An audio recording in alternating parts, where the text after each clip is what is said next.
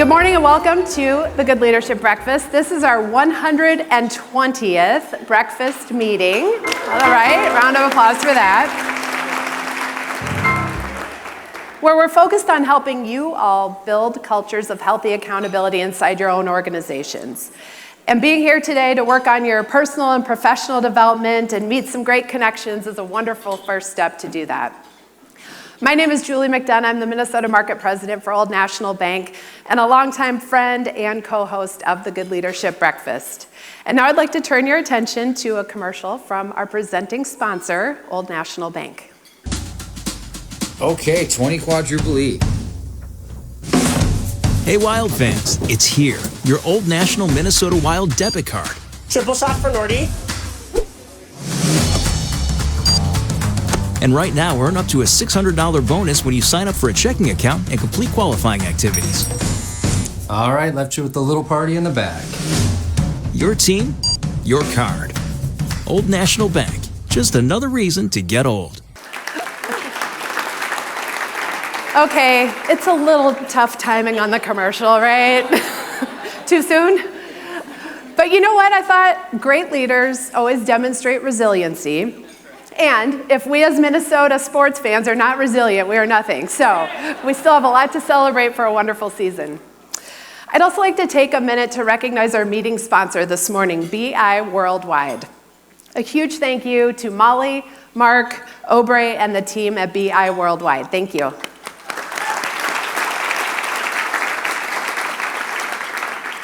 We're going to jump right in this morning with one of our favorite activities, the 7Fs wheel. And I'd like to bring Darren Lynch up to the stage, who's the sponsor of the 7Fs. And while Darren's making his way up to the stage, watch a quick video. Sláinte. We're Irish Titan. We take our commitment to building and growing e-commerce channels very seriously. For you Simon Sinek fans, we have a golden circle. Our why is business first, online second. Our how is partnerships, not transactions. And our what is building and growing e-commerce channels. Irish Titan has 3 uniques. So if nothing else, please remember these 3 things. First is business first, online second. Second is our Titan only model. And third is our high touch, deep expertise, full service experience. Business first, online second. That's our why, and it means that it's not about bits and bytes or pixels or keywords. It's about how e-commerce amplifies your business strategies. Our Titan-only model means that 100% of our work is done by our employees, who we refer to as our Titans. No contractors, freelancers, or offshore resources. And lastly, Irish Titan's high-touch, deep expertise, full-service approach has been offering a white glove, green glove, experience in building and growing e-commerce channels since 2004. Thanks again. Sláinte. Thank you, everyone. Good morning. Welcome to another great Good Leadership Breakfast, the end of the spring series. I'm going to let that video speak for itself. You've all been subjected to my ramblings enough before. I think you're familiar. If you have any questions, I'm easy to find. So happy to help if you have any questions about Irish Titan. One of the things that we speak about from the stage frequently is why there are a number of us who are such passionate supporters of good leadership.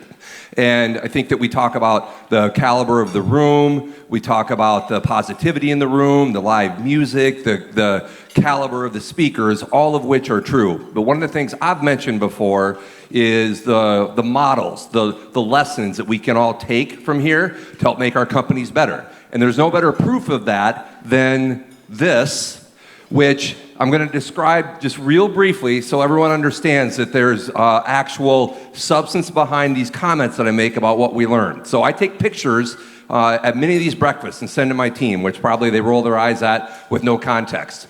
But every week, for like 10 years now, I write a different, I added to my whiteboard a statement that is kind of the theme for the era. And we're in an era at Irish Titan of healthy accountability, okay?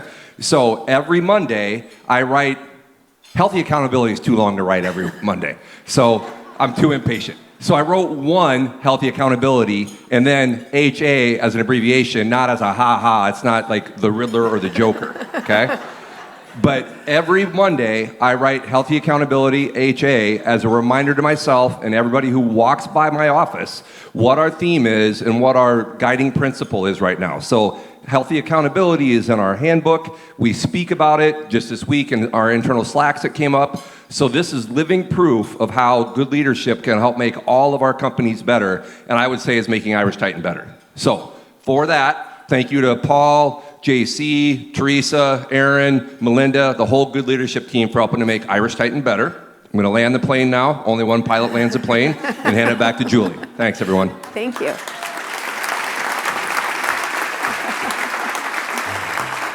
All right, and JC, you're up. Well, good morning, everybody. How are we doing?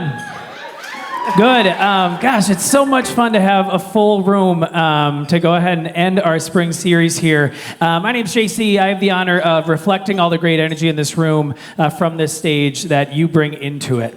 And just as Darren spoke about healthy accountability kind of being the current era at Irish Titan, I bet there was an era where there was the 7Fs on the whiteboard, and 7F, 7F, 7F is where Darren kind of brought things to. Doing little things often is really powerful. So putting ha on the board is a little thing that creates big impact. This tool is also one of those little things that you should do often if you don't already. Let's go and walk through it. Who's done the 7Fs wheel before? Yeah, okay. Who's here for the first time and is about to do 7Fs for the first time? Welcome, new friends. Let's give them a round of applause. So the 7Fs wheel is something you're going to do every single time you come to the Good Leadership Breakfast, and we encourage you do individually and with your team and with your family as often as you can stand it. The 7Fs is a really great way for you to go and check in on all the things that impact the energy you bring into the world, at home, at work, and every third space you enter. So in your hymnals on your table, you're going to go ahead and see a paper copy of this. You can go and pull that up, or there's you can always pull it up on our website as well. What you're going to do is you're going to circle 7 numbers, one for each of these areas of your life: faith, family, finances, fitness, friends, fun, and future. 1 means that thing could not be any worse in your life right now. 10 means it could not be any better. Do not shy away from using 1s and 10s, right? You may go, it's like, no, I'm really a 10 here today, or hey, I'm really a 1 here today. As you go ahead and then circle 7 numbers, the next step is connect the dots after you do. Cool? And then we'll go ahead and see if your wheel rolls. So, as you complete your circle, we're also going to get something else queued up here. If you're a first-time breakfast attendee, we also do live polling in the room. And the reason why is if you look at how many people are in this room, the energy you're going to walk out of this room with, once you calibrate, once you're inspired by conversations at your table and conversations with Paul and Andrea and working through some tools and some exercises, you're going to walk out with some shared energy. So it's really important for us to tap into what that energy is. You'll see up on the screen a QR code. You can put your phone towards it, give it a little snap, and it'll pull you to our Slido page. Or you can also go to slido.com and enter in this number. Our first poll question is, which of the 7Fs are you most satisfied with in your work? Right? So it may not be the one that you had the highest number on holistically in your life, but in your work, which of the 7Fs are you most satisfied with? All right, as we look at what we got up on the screen here, and the numbers will keep moving in, and a little bit of advice, we will have other polls, so you can just keep this screen open on your phone, and when we get to the next one, it'll move to the next one, so feel free to leave it open. So as we look here, a third of you say the future is where you are most satisfied with where you're going. You know, as Paul often raises, out of all the big enterprises that kind of run our world, from civic to media to all these things, right? The one that stays consistently positive and something we can ground our lives in is often those work environments that we are a part of. So it's really good to see that you are finding some sustenance and some hope in where you are going if within your work. But also, the other thing I want to call out here, you may go, well, work isn't the place for fun or to believe or to go ahead and have friends or to go ahead and move yourself into being a stronger person, fitness, right? But at the end of the day, we know the idea of work and life is as a separation, as a balance. Now it's a blend. So it's really great to see that you're seeing work as a space where you can activate all those parts of your being. We'll go ahead and jump on in to our breakfast, and then I'll be back up in a little bit. Great, thank you. I love seeing future up there at the top. That I feel like really reflects the energy and spirit and optimism that we're feeling in the room today. And I'm personally committed to getting that fun one up a little bit higher. Yeah. All right, well, we have 2 more meeting sponsors that I'd like to introduce this morning and bring up to the stage. So first, would like to introduce Suzette Huvenen from Securian. Coming over here. Thank you. Good morning. Hello. Good morning, everyone. What a great treat to see such a room full of leaders who care so much about goodness. My name is Suzette Huvenen. I'm an executive vice president at Securian Financial, and I'm especially pleased to welcome my colleagues over here from Securian, and particularly one colleague, Christy Fox, our chief administrative officer, who is a former speaker in this series as well. Securian Financial is one of 17 Fortune 500 companies in Minnesota. Our purpose is building secure tomorrows, and we do this through offering life insurance and retirement solutions. In the last year, we paid nearly $6 billion of benefits to our policyholders, and we contributed almost $11 million to the community. So what do those numbers tell you? They tell you that Securian's business is built on trust. And we see that combination of trust and goodness to be very powerful in how we drive our business forward. We see this come to life every day through healthy accountability. And we were proud to be one of the first sponsors to help with the healthy accountability research that Good Leadership did. We also are very proud to sponsor this series for breakfast because we see that goodness and healthy accountability can come together to really drive not just strong business results, but how those results are accomplished. It can drive trust with our customers and our employees, and it can help to drive sustainable business growth.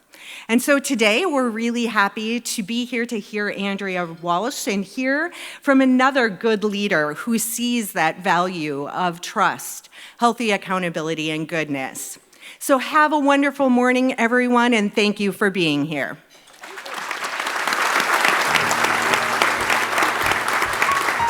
Great, thank you, Suzette. And I'd also like to welcome from Java House, Jolina Staromana. Good morning. Hi, everybody. My name is Jolina Staromana. I'm with the marketing team here at Java House. So Java House is revolutionizing the office beverage experience. Our very own Paul Hillen, co-author of How Goodness Pays, said it best. Great leaders and great companies know that providing quality amenities improves employee engagement and retention. As the official coffee sponsor of the Good Leadership Breakfast this year, we chose to be here because this community represents exactly the kind of leaders that we want to partner with. People who believe that investing in their teams is the right thing to do. So I hope you got to try one of our Peel and Pour pods this morning. Our Peel and Pour pod beverage system gives companies premium cold brew, teas, lattes, hydration, energy, and hot cocoa, no equipment needed in the break room. So just peel, pour into hot or cold water, and enjoy barista quality beverages in seconds. So the break room isn't just a room. It's a daily signal to your employees that they are valued. And leaders who invest in their people consistently see stronger financial results. And that's how goodness is paying off in a real, measurable way. So if you believe goodness pays, we'd love to be part of how you show it. Scan the QR code to get started to bring Java House into your office. And we couldn't be happier to partner with the Good Leadership team this year, and we'll see you again in the fall. Thank you.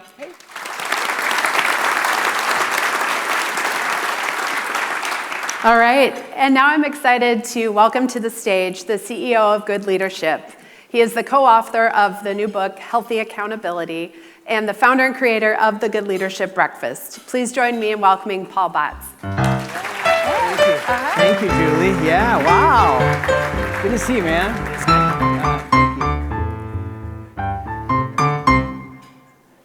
Oh, what a beautiful morning. Oh, what a beautiful day. I got this wonderful feeling that we're going to have a good day.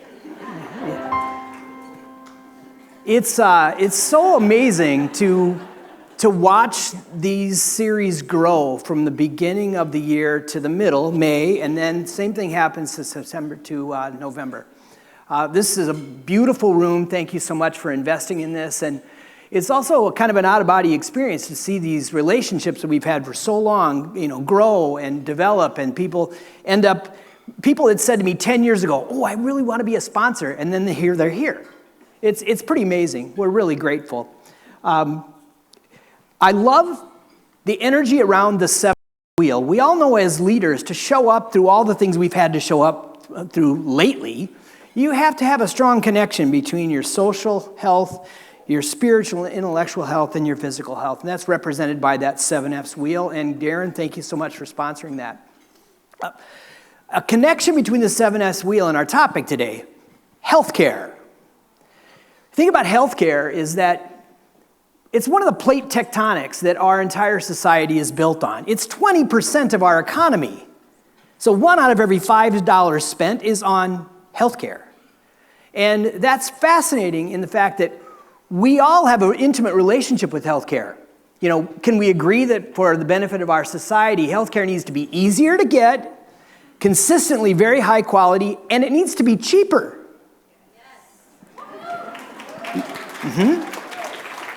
And raise your hand if you don't have a healthcare stock in your investment portfolio. So here we are. When we're sick, we need healthcare. The best healthcare we can find right now, we don't really want to pay for it. And also we want our investment portfolios to soar so we can have the happy retirement we want. Is this an unsolvable problem? Maybe, but probably not. And the good news here is that at Good Leadership, we look at everything through this lens of goodness. You've heard this before. Goodness is when people thrive together in a culture of encouragement, healthy accountability, and positive teamwork. And what I love about today is that you can look carefully in this community here, Minneapolis, St. Paul, and you can see people who are winning against that unsolvable problem. And I'm going to particularly emphasize Health Partners today. So if you think about it, Health Partners, their organization is half a care group, hospitals and clinics and things like that, and then half an insurance plan, paying for for healthcare for people. And to test whether or not these people are good competitors, let me remind you that Mayo is just down the road, and United Healthcare is just down the street. And so that puts a unique kind of energy, a beautiful caring, but also really competitiveness here. And I'm going to introduce you in a few minutes to their leader, Andrea Walsh. And what I know is that we could not have a better person that's influencing this discussion. And it's important because if all we look at is the headlines and the news, we'll think that no one's making progress and no one's getting along. That just couldn't be farther from the truth. And probably the most important thing for today as we go into our next exercise is I know Andrea to be a woman who can build trust across 28,000 employees based on how they work together.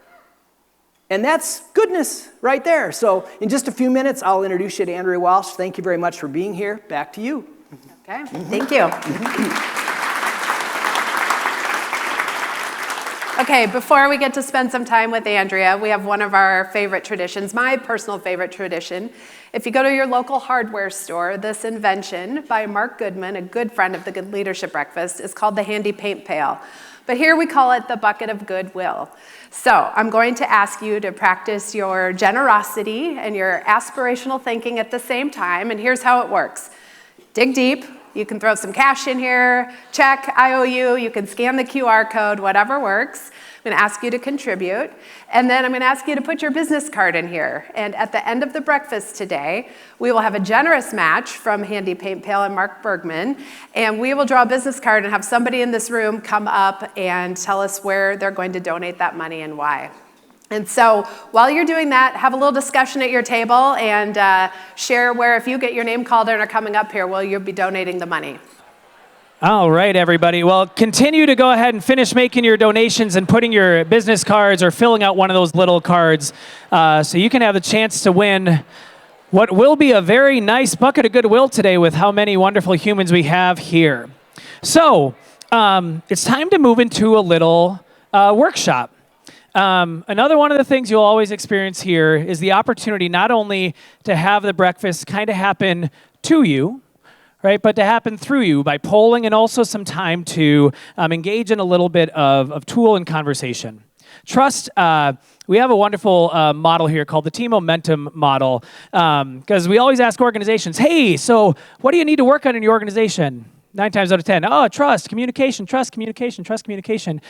We always look at trust communication as byproducts of the things you work on structurally and relationally in your organization. So what we want to go ahead and spend some time on today is first, see where trust is within your mindset, within the workspace, and then we'll provide you some tools, some tactical and practical ways that you can leave this space and positively impact. So poll question number 2 is up on the screen. How do you rate the level of trust within your primary team right now? Yeah, 3/4 of you, high or very high. So we may go, okay, cool, we're good. But if you look, there's 1% in this room that is very low. And I love when there's an ominous 1% somewhere on a survey. Because here's what this says. Let's say you have 28,000 employees. There's going to be 1%. Let's say you have 10 employees. There's going to be one person who could benefit from you considering how you do what you do, and even more so, what are you doing to consider where we can grow and go when we add a little bit of goodness to the work that we do. So no matter where you are in here going, yeah, even if trust is very high, when life happens, when the curveball comes, how do we know that resilience, there's the word again, is in play so we can fix the things we need to fix? We can strengthen the things we need to strengthen. One more poll, and then we'll hop into a little bit of workshop. To what extent do peers on your team have a shared commitment to coach one another? You may be like, what does this have to do with trust? We'll talk about that in a second. First, answer this question. To what extent do peers on your team have a shared commitment to coach one another? Okie dokie. Well, let's look at this one. Half of you say, yeah, we're committed. And the other half are somewhere on one end of that spectrum. Absolutely. One out of 5, highly committed. And, 30-some%. Here's the deal. Things like trust, things like accountability. Accountability is something that we're held to. Right? We're going to hold each other accountable versus we're going to help people be accountable to the good work that we're doing. Trust is one of those things that sometimes is assumed, or, well, we need to work on trust. It's like, well, you want to know why I don't trust you? No, I just want you to trust me. How do we do things that move the marker in the way that we want to mark? Go ahead and pull out the handout in your handout, or the single sheet in your handout that has the triangle on it. There's 4 elements that we look at here that move into this world of things that we can work on. We're not going to get too deep into this because I want you to start talking about this conversation of, well, how do we work on trust? And we'll tell you today, you work on trust by inviting your team members to coach one another, to support one another, to risk to provide feedback to one another so they know that they're being seen and that their work is impactful. These 4 elements in this trust-building model: sincerity. Do team members believe that you have their best interest in mind? Dependability. Are you actually going to deliver the things that you say that you're going to deliver? Competency. Do you actually have the capacity and the capability, the mindset to be able to do the thing? And then maybe most importantly, and I would say this is most important in my mind, are you doing it in a way that people see that you are willing to be on the level of the moment that you are in? Are you being transparent with your team and be like, wow, we aren't where we want to be today. Okay, so what are we going to do about it? Hey, I need to give you some feedback. And it's going to be maybe hard to hear because I know you're working really hard and you care and you wish you were already past this point, but you're not. So let's work on it. Can we be transparent in the way that we're doing the things? These 4 elements are things that you can invite yourself, your peers, and the people that you lead to engage in with one another.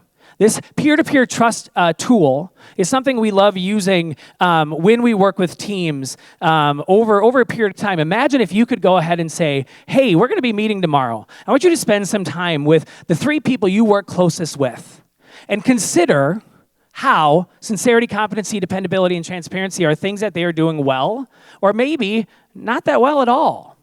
So then when we can sit down with those people and go, okay, let's look at how we're working together, how we are attempting to bring good into the world. then we can go ahead and start to build trust on the other side. So what I invite you to do right now, for the first, you're gonna have about 6 minutes at your table. Take the first 2 minutes. In your mind, consider the person that you would like to increase the level of trust with in your team. And consider how they are doing with their sincerity, competency, dependability, and transparency. And what would that conversation look like? And then for the rest of the time, open up your conversation to your table and consider, you don't know what this is making me think about? Here's my challenge to you. The thing that you think about, someone at your table needs to hear it. You are the one who has that profound thought right now. Share it with those people around your table, and you'll build trust with maybe someone you don't know yet. We got one more poll question for you, and it's going to be evidence of the power of conversations like this. When people spend time in conversation, right, we get a beautiful little word cloud here. So what one word best describes something that would be easier for your team if trust among your team members improved? So if trust improved, so what? All right. Well, Paul's joining me back on stage. Paul, I'll tell you what I see first. A lot of times when we do word clouds, there's often a big word or two big words. The thing that I love here is the pluralism, the ecumenical. It's like people are going, this is my thing, right? It's very specific to my team. Paul, what do you see? Well, that's exactly what I was going to say. It's always beautiful to see how many different synonyms get expressed for the same concept. And it just reminds us that, we've got to be sort of multilingual as we approach subjects like trust. Yeah. I've been doing this work a long, long time, and it is important when we get called in and people say we have a trust problem. I mean, there's a school of thought that says you should start with trust. Well, when in that situation, when you start by saying we have a trust problem, what happens? People push away from the table and silently point fingers at one another. And that's a really, really hard place to be. So instead, we talk about, well, how does trust get built around here? And it gets built through you caring about me, that's sincerity. It gets built by being good at your job, that's competence. It gets built by doing that over and over and over again that I can count on, that's dependability. And then when we're informing each other, we know what's going on, and suddenly now we have trust as a competitive advantage. That's how we use that tool. I encourage you, take it home, try it with your team this next week. We'd be honored for that. Thanks, Paul. Yeah, so I am really, really excited for this part of our program today. So any leader who presents herself with such grace and charm and sparkle often gets underestimated. I've known Andrea Walsh now for a long time, and I can tell you, she is tough as nails. She can create calm in the worst of the storms, and we've had a few lately, right? And also, she's fiercely competitive in ways that just make everyone better. Anybody in this room has a connection to Health Partners or the general health and welfare of Minneapolis-St. Paul should be really, really pleased to know that Andrea Walsh is at the head of Health Partners. So please join me in welcoming Andrea Walsh. Yeah, you're welcome. We have so many things to talk about, but let's start right away. When you hear the words building a culture of healthy accountability, what comes to mind for you? First, it's great to be here. Yeah. Second thing that comes to mind for me is accountability is mission critical for the success of any organization, but accountability doesn't stand on its own. If you don't have a culture of accountability, it's not durable. So as I think about it and how it relates to Health Partners, the origin of companies oftentimes are in the DNA of the organization and the culture of the organization over time. So our organization got its start as a care system and a health plan from its inception. And it was founders who recognized you've got to be able to access care when you need it, but if you can't pay for it, it's not much good. So that is fundamentally the accountability that our organization today still feels.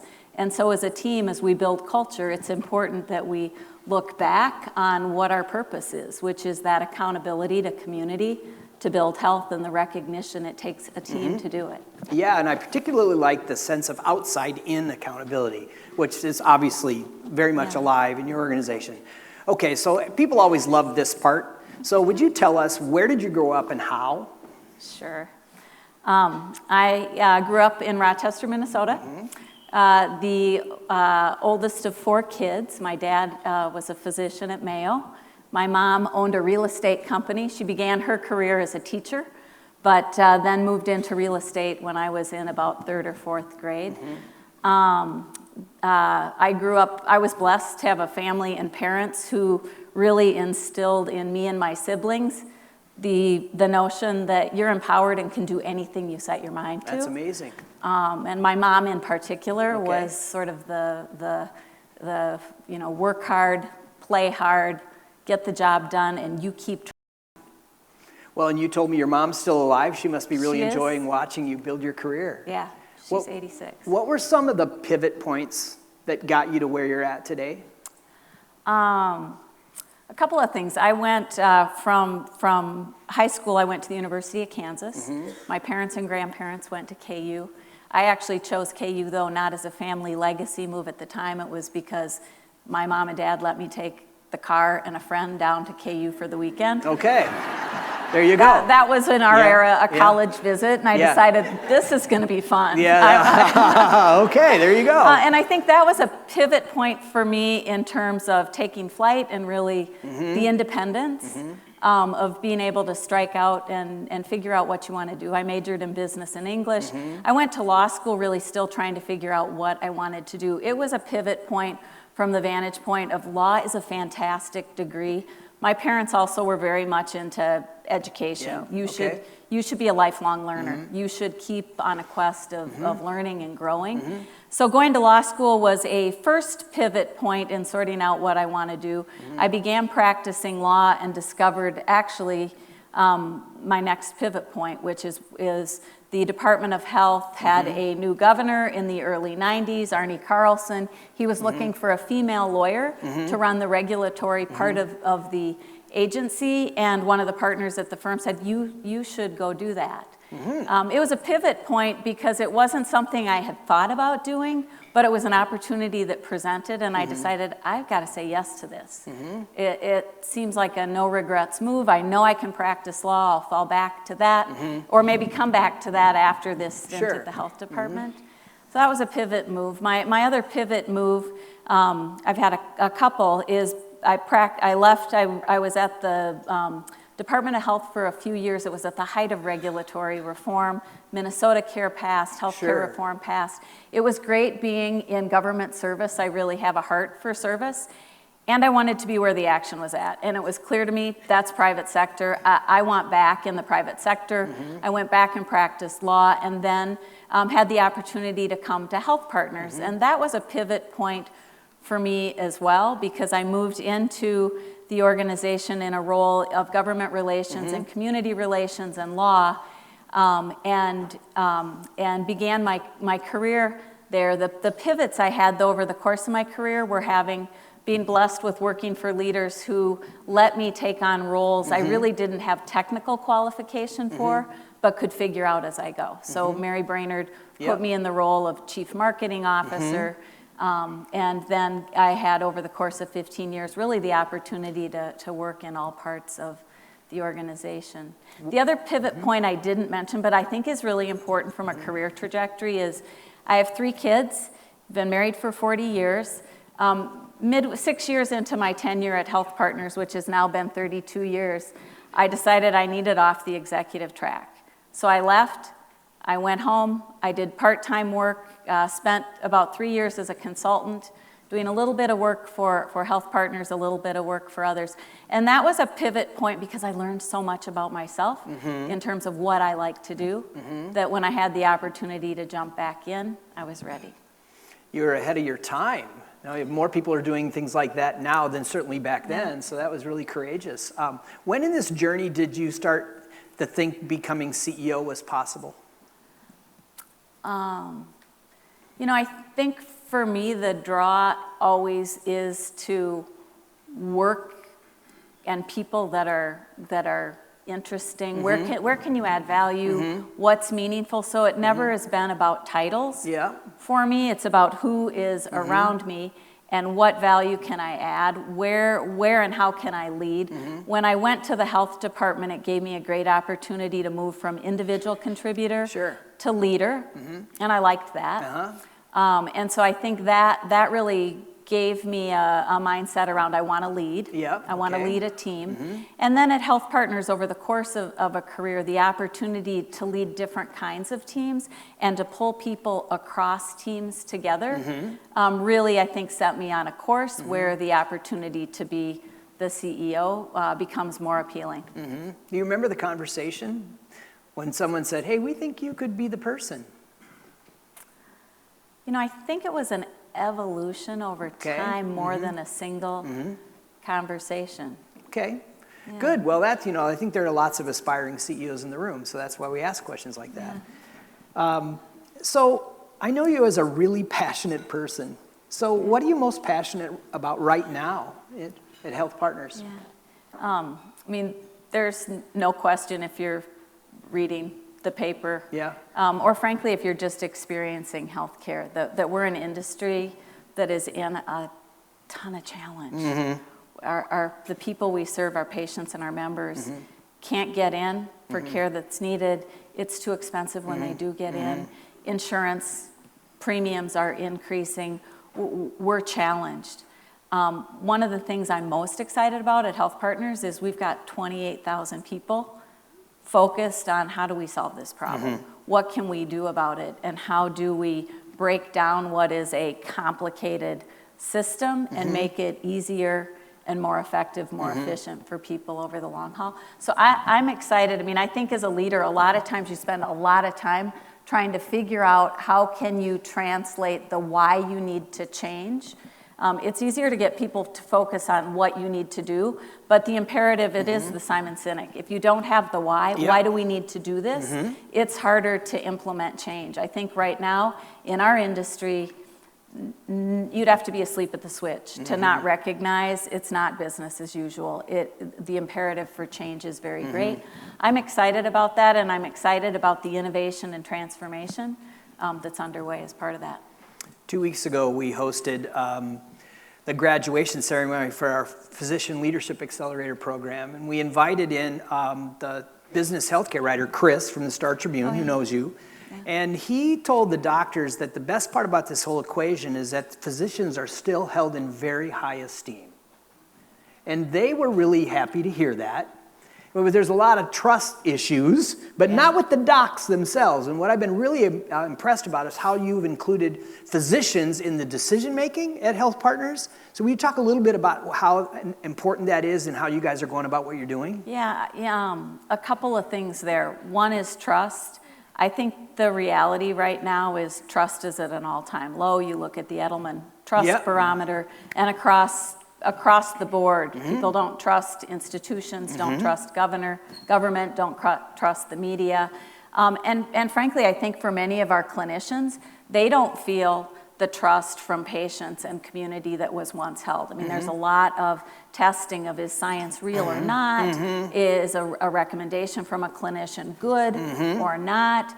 And so I'm glad to hear that Chris Snowbeck feels that people still trust their clinicians. I would say as we canvass our clinicians, some feel they're more trusted than others. And we're on a quest at Health Partners. We recognize that you can only be successful in improving health if you are attentive and building relationships built on trust. So that's at the foundation. I think the other thing at Health Partners is, as an organization, care and plan together, we're at our core a large multi-specialty group practice, meaning that we've got a couple thousand clinicians, doctors and mid-level practitioners, a team of people. Healthcare is a team sport, and we can't do anything. We're a professional services organization fundamentally. All of our work gets done with and through people. So the role of our clinicians, the role of our nurses, the role of our teams in driving change and making sure that patients and members get what they need is important.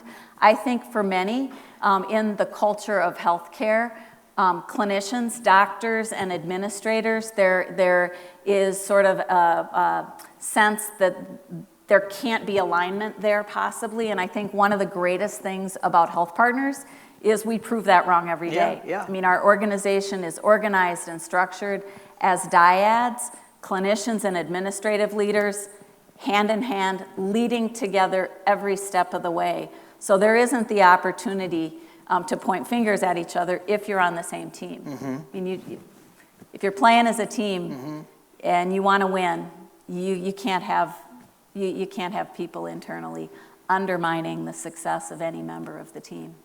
So if we just look at your world through the lens of the last 5 years, Yeah. so many challenges. How do you keep people optimistic and hopeful? You know, I think each and every one of us gets up every day and you get to choose the attitude you're going to have. And it gets hard when you are working in an environment where there is a crisis like a global pandemic. I think, though, that attitude is a team sport. I get as much positivity from the people that I work with and I lead as I'm able to share. I think part of an organization feeling a success trajectory and then being able to live it out comes, at least in healthcare, first and foremost on the mission, the why. Why do we exist? Even in a crisis, and actually I would say especially in a crisis, being focused on what's your number one. And for us, it's how do we show up for patients and members, the people who expect us and need us to stay focused on our work. And I think that's been the magic for us, is that, and it makes it easier to find positive attitude because you get the reward of seeing the difference that it makes. I think the other thing in leadership really important is staying consistent. I mean, it's the sincerity thing, staying consistent to your values and really using mission and vision and values as like your bedrock. No matter how bad it gets, if you never lose sight of your mission, your vision, and your values, you can make your way through a lot of the noise of the last 5 years. And we're right in the middle of it, really, still. So mission, vision, values, focus, team focus. What do the people in the organization need to be able to show up and do their best work? And then the third thing is just calling out the score, being really clear, not sugarcoating the fact that we have challenges, we don't have all the answers, but together we can figure it out. Yeah. So let's talk about the hardest part.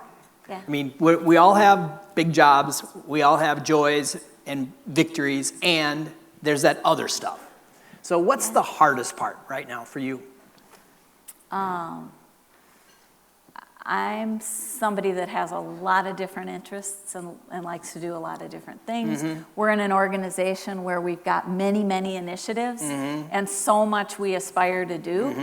I think the hardest thing is really priority management and time management. Figuring out what do you have to say no to, even though you really want to say yes. Yeah, who doesn't share that problem, right? I mean, and it doesn't get easier. Yeah, that's right. It'd get easier if you have a good team, and I know you do. So. Totally. Yeah, so I started a podcast series on AI leadership, and it's ongoing and really gaining momentum. I'm curious to find out where, from your perspective as a CEO, where do you see AI impacting business as usual at Health Partners?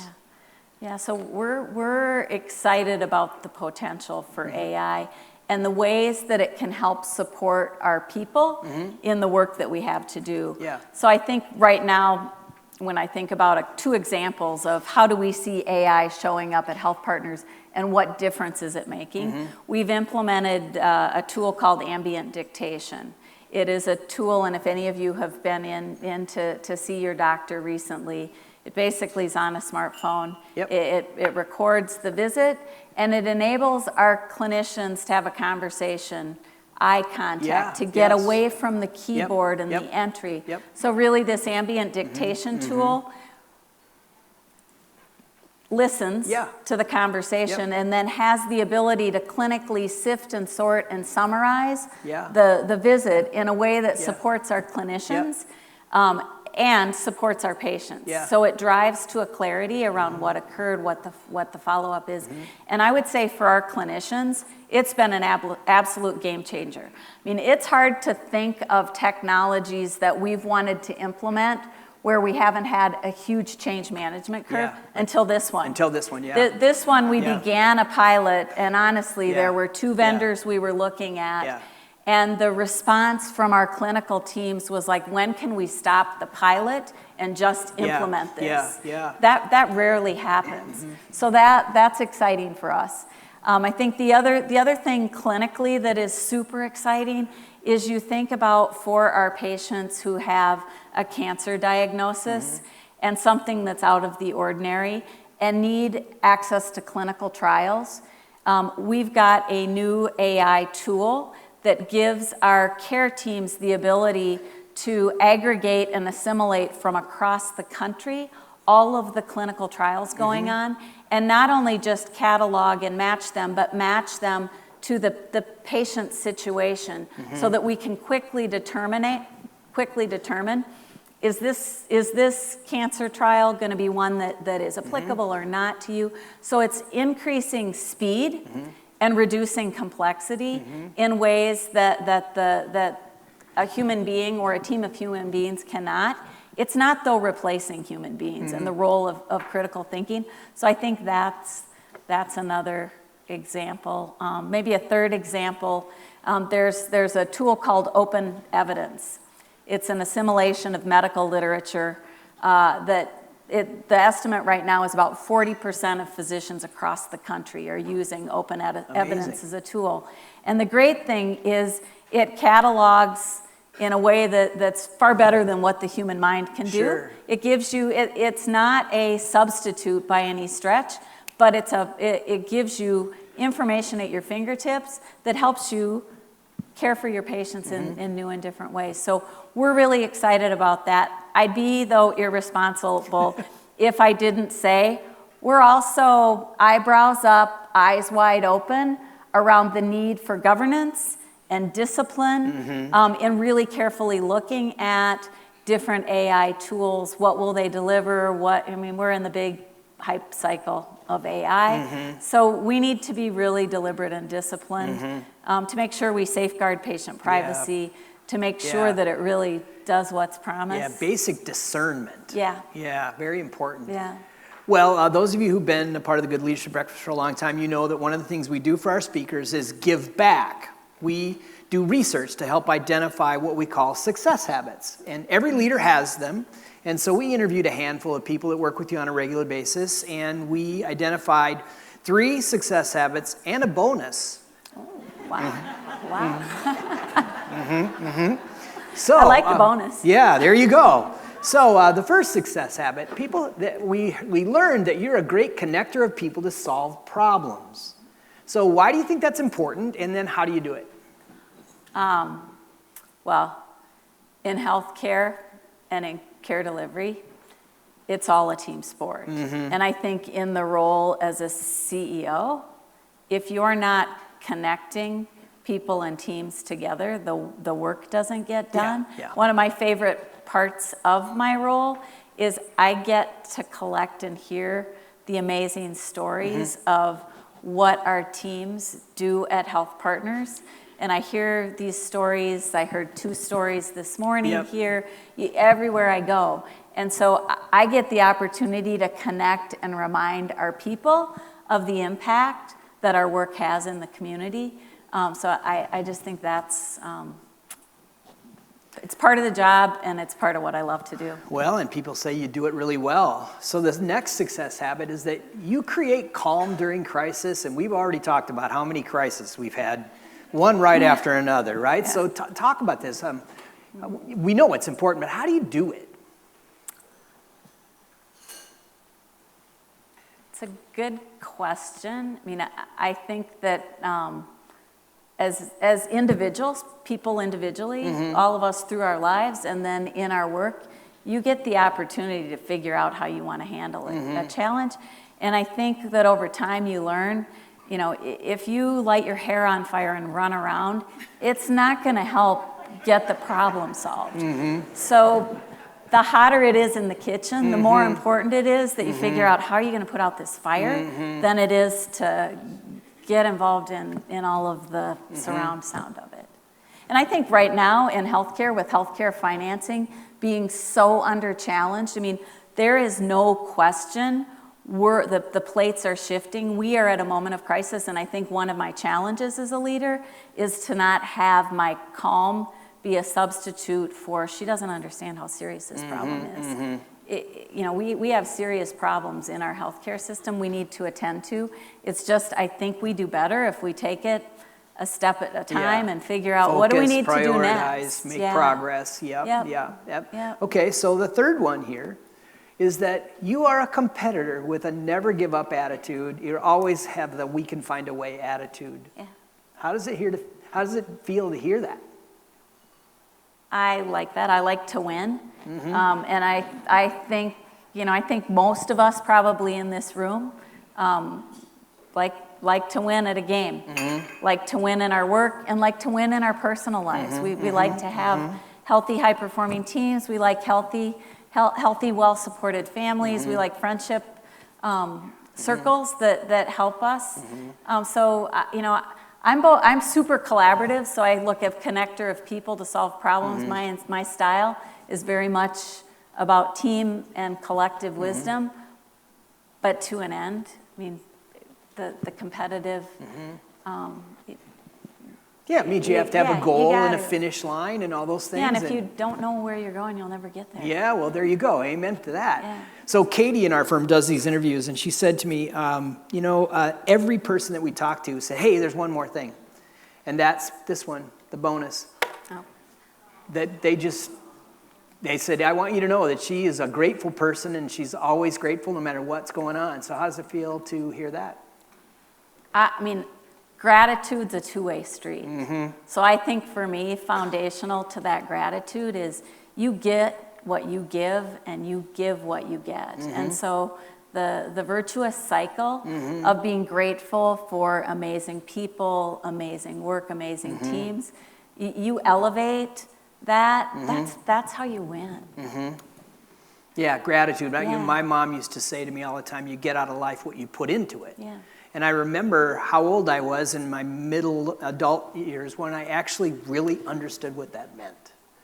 And so it's beautiful to hear that and see the bonus for you today. Yeah. That's awesome. JC is in the audience. He has someone who has a question for you. Yeah, I'm going to pull a couple people who said a similar thing, and I'll synthesize the question. Andrew, you just said gratitude's a two-way street. We talked about trust being something that grows with peer feedback.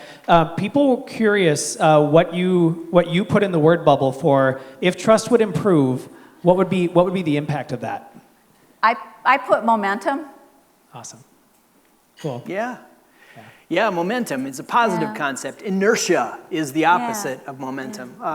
So you know that we've asked this same exact question now for 12 of the 16 years of the Good Leadership Breakfast, and that question is this one. How do you know for sure that goodness pays for you in your leadership? So this question actually for me is an easy one because I just fundamentally know goodness pays, period. And in leadership, it particularly pays. I mentioned the fact that in my role, I get the privilege of hearing so many amazing stories. At Health Partners, we talk about wanting to be a partner for good. So that concept of good is front and center. So I see it pay off. Goodness in terms of how people respond to their relationship, not with the organization, but with all the people in the organization, and that's powerful. The other reason, though, fundamentally that I know goodness pays off in leadership is this last year I was honored to get the Minnesota Business Hall of Fame recognition, which was really nice. For me, the best part of that recognition, though, was my 3 kids shared what attributes of leadership they saw in me. And you think about it, when you're raising kids, they're seeing at the kitchen table what's going on in your life, whether you know it or not.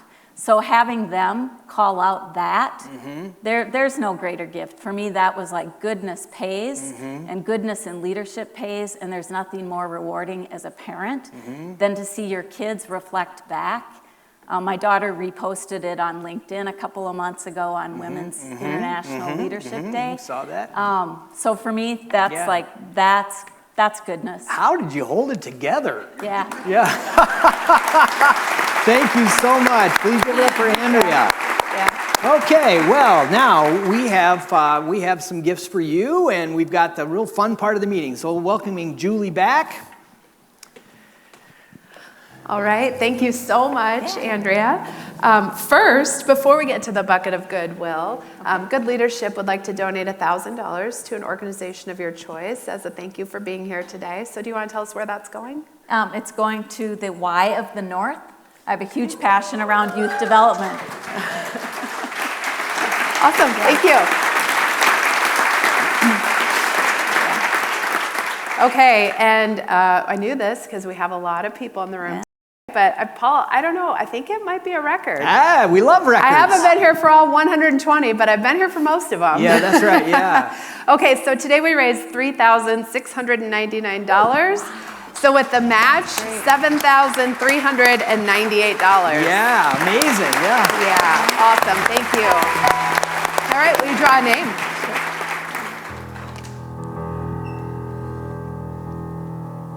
Julietta Piax. Did I say that right? Where's Julietta? All right, come on up. Yeah, come on up, yeah. Congratulations. Julietta, welcome. Absolutely, yeah. I don't know if I said your name right, so can you take a second, introduce yourself, and tell us what brought you here today? Sure. So, good morning, everyone. My name is Julieta Piox. I'm a leadership coach and speaker. First time here. I am so glad I got up this morning to come and join everyone. Thank you very much. Yeah. All right. Well, you have $7,398 to donate to a charity. So do you want to tell us where that's going and why? I am a board member of Team Women. Many of you may be familiar. And that money will go to Team Women. Awesome. Thank you. Thank you. Thank you. Don't go too far away to take your picture. Here, down there.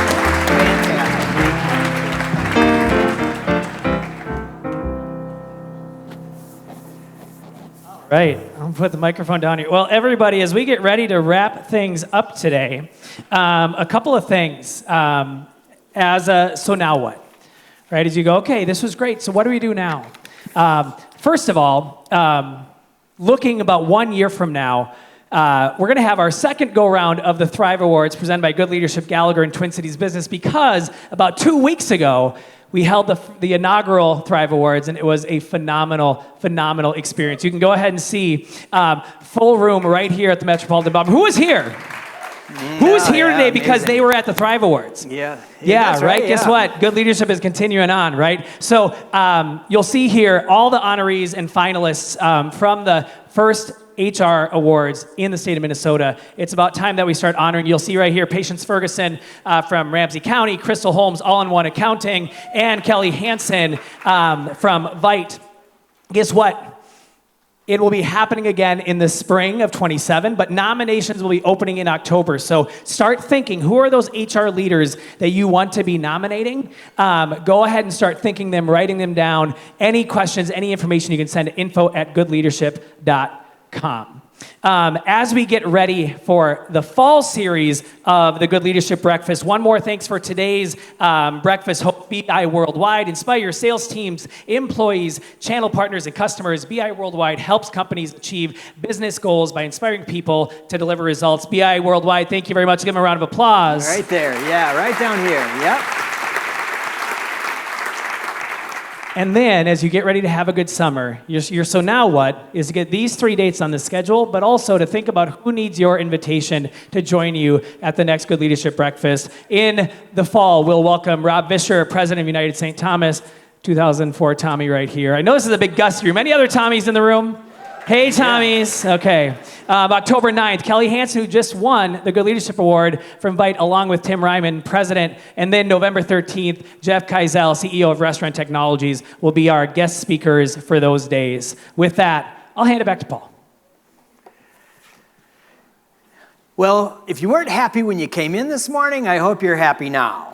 Yeah, this has been an amazing experience. I want to comment about the last 5 months that we've gone through. This has been maybe the most topsy-turvy time of my adult life. And it created a different kind of momentum for the Good Leadership Breakfast. It's really troubling when you see the political and the social climate just continually tipped upside down. It just really knocks you off course. My wife Melinda and I live a good share of the winter down in Arizona, and it was so eerie to have the first story on the Today Show be Minneapolis for like 90 days in a row. It was an out-of-body experience, and I came back in February to host Steve Grove.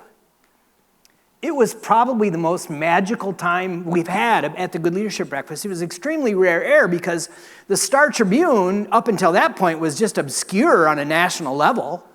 But in an instant, the Minneapolis Star Tribune and the Minnesota Star Tribune became the source globally for what was really happening on the streets here in Minneapolis. Their subscribership skyrocketed online because it was credible journalism that could really tell what was really going on in the context of all the loss of trust that we just talked about. And he came here and sat here and talked about it. It was just bone-chillingly cool. And then right after that, we had Ann Head. Ann is the most beautiful, gritty and gutty and charming entrepreneur. I love entrepreneurial stories. And Ann's here today, and she came back and said she was so excited to come back as a guest after she was our speaker. And then, of course, you just got to experience what great leadership looks like in the topsy-turvy world of healthcare. It's such a joy to be able to host this conversation. And I'm also going to celebrate the fact that we did graduate the first class of our Physician Leadership Accelerator program. One of the graduates is in the room here today.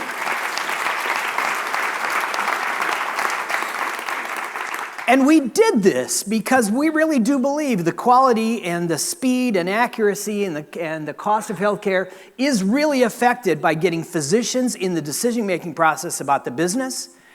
We think this program is going to grow and grow and grow. And if you know of a physician or an organization we should talk about this, please, because we're going to stand up another group.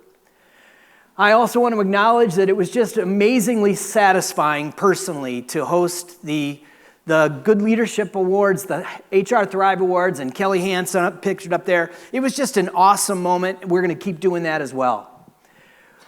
Through all of this, over the last 17 years, we have just kept this Good Leadership Breakfast just chugging along, one after another.